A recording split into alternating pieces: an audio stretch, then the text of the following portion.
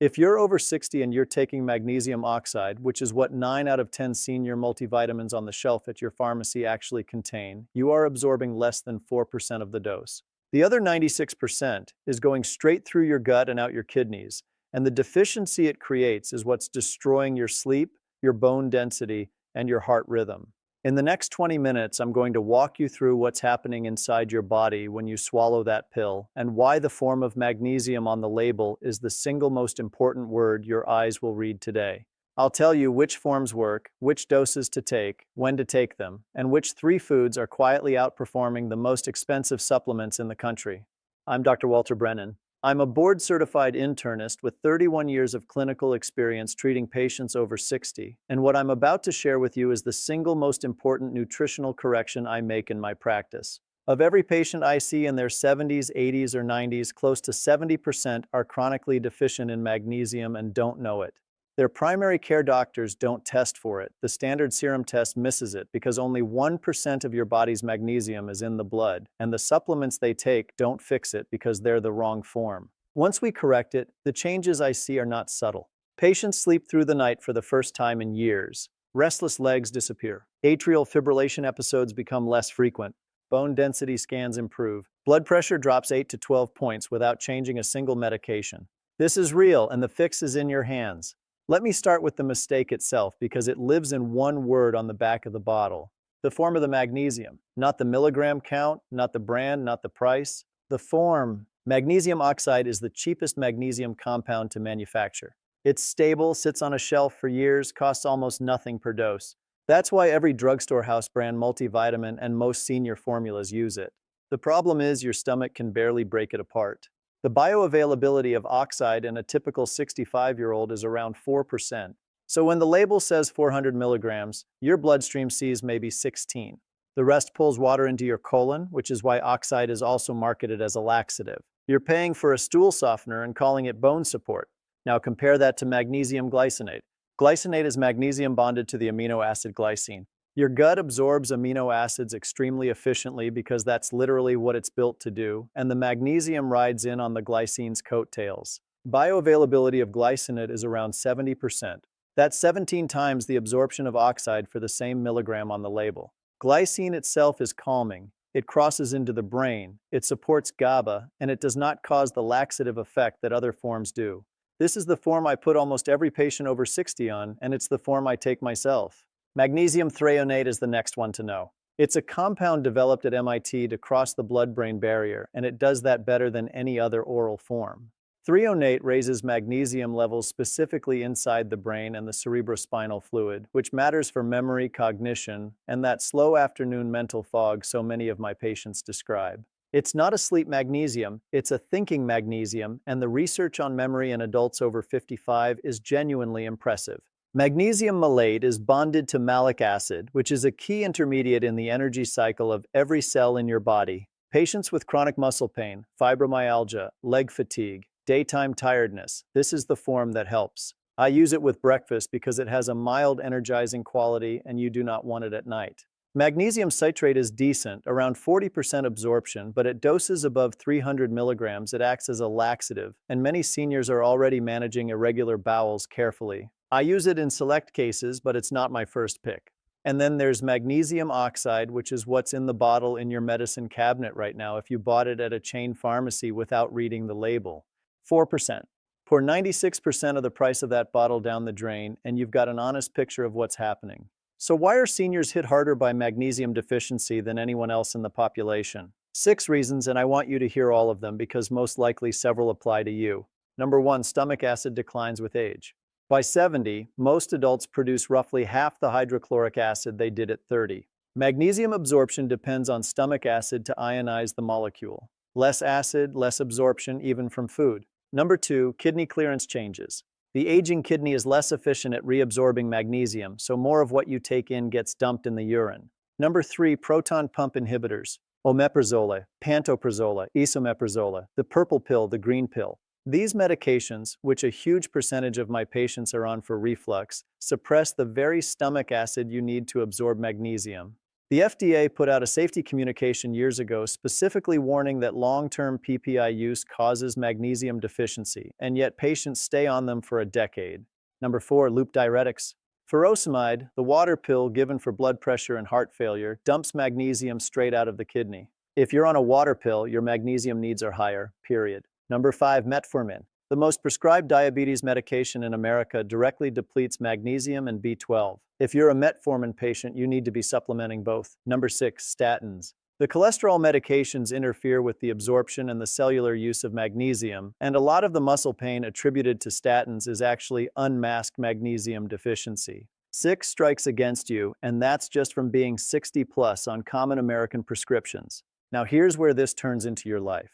Hit subscribe if you're over 60. I post a senior health protocol every single week, and the next one I'm releasing covers vitamin D timing, which is directly connected to what I'm about to tell you next. 3 organ systems take the biggest hit when magnesium runs low. The first is your nervous system, and that means your sleep. Magnesium is the cofactor that activates your GABA receptors. GABA is the brain's main braking system. It's the neurotransmitter that says quiet down, slow down, sleep. Without enough magnesium, your GABA receptors are sluggish. The classic pattern I hear in my office every week is, "Doctor, I fall asleep fine, but I wake up at 2:30 or 3 in the morning and I cannot get back down. My mind is racing, my legs are restless, my heart feels like it's fluttering." That 2 to 4 a.m.? Waking is one of the most reliable signals of magnesium deficiency I know. Add restless legs, add anxiety that didn't used to be there, add muscle twitching as you're falling asleep, and you have a textbook deficiency picture. The fix is magnesium glycinate 400 milligrams about 30 minutes before bed. I've watched this single change transform people's lives. I had a patient last month, 67, retired commercial pilot, flew for a major airline for 34 years. Came in saying he was waking up 4 times a night and his cardiologist had just put him on a sleep medication he didn't want to take. We pulled his supplement list. He was on a generic senior multivitamin with 250 milligrams of magnesium oxide. We switched him to magnesium glycinate 300 milligrams at bedtime. 11 days later, he called my office to tell me he'd slept 8 hours straight for the first time in 2 decades. 2 decades. He cried on the phone. That's not a placebo. That's biochemistry catching up with what his body had been begging for. The second organ system is your bones, and this is the one nobody talks about. Everybody knows you need calcium and vitamin D for bone density.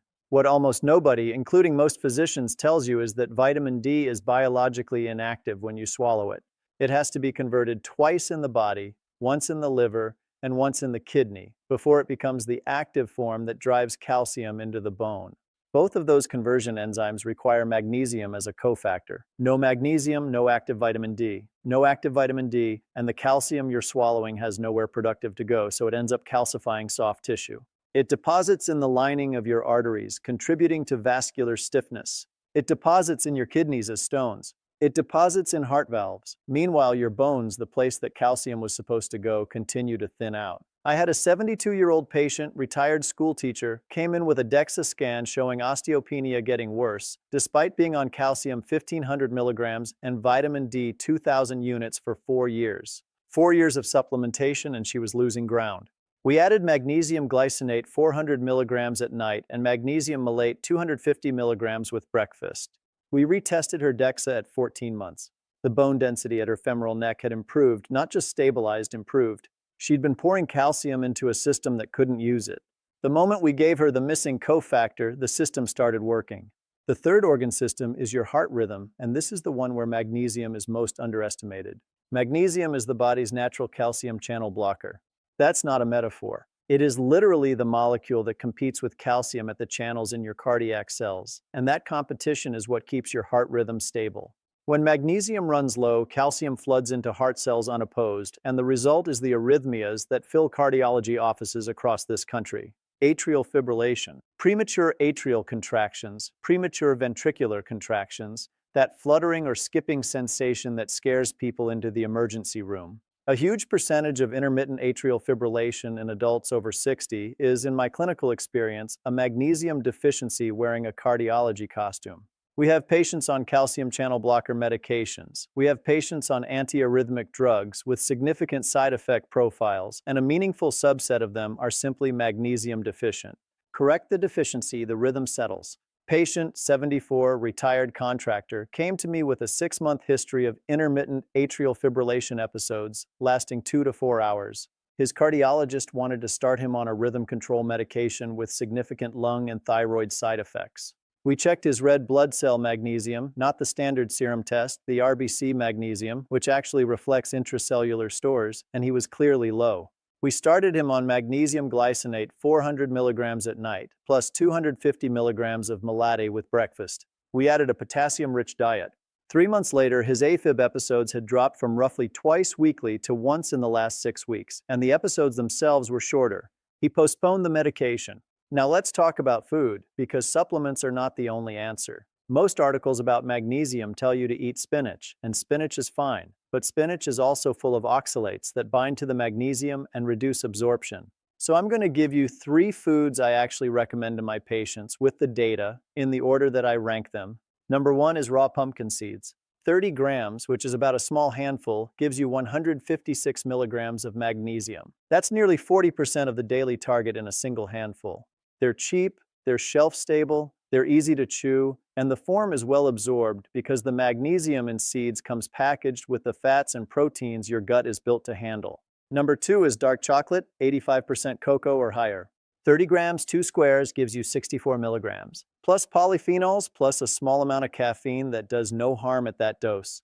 Number 3 is avocado. 1 medium avocado gives you 58 milligrams along with potassium and the monounsaturated fats your heart wants. A daily plate that includes a handful of pumpkin seeds, 2 squares of dark chocolate, and half an avocado on toast is roughly 240 milligrams of dietary magnesium with no pill bottle in sight. Hit the like button if this is helpful. The algorithm only feeds this video to other seniors who need it when people who watch hit that one tap. That single click matters more than you know, and it costs you nothing. Now the supplement protocol. I'm going to give you exact doses and exact timing because vague advice doesn't help anybody. Magnesium glycinate, 400 milligrams, taken 30 to 60 minutes before bed. This is your sleep, anxiety, restless legs, and general stabilization dose. Magnesium threonate, 144 milligrams of elemental magnesium from the threonate compound, taken in the morning with breakfast.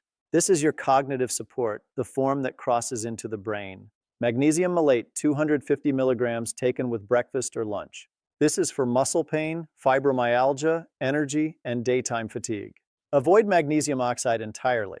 If your multivitamin contains it, throw it out and start fresh. Use magnesium citrate cautiously and only at doses below 300 milligrams unless you specifically want the laxative effect for occasional constipation. That's the protocol. 3 forms, 3 timings, 3 purposes. Total elemental magnesium across the day is roughly 700 to 800 milligrams in divided doses, which is well within safe ranges for an adult with normal kidney function. If you have kidney disease stage 3 or worse, the dosing should be lower. For everyone else, the body handles excess magnesium fine, dumping what it doesn't need. Here is the timeline of improvement my patients consistently report, and I want you to know what to expect because expectations matter. At 3 days, sleep starts to improve.